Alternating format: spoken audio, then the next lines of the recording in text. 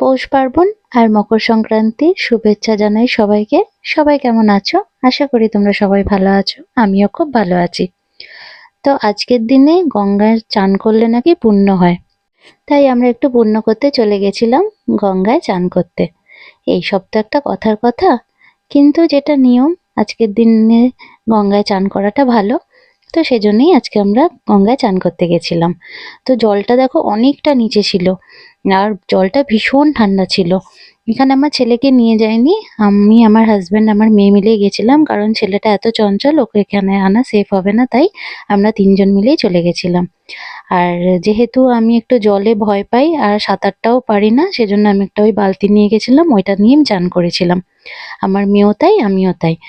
তো আমার মেয়েকে দেখো এখানে ওর পাপা চান করিয়ে দিচ্ছে। ও তো চান করবে না, তাও ওকে জোর করেই চান করানো হয়েছিল।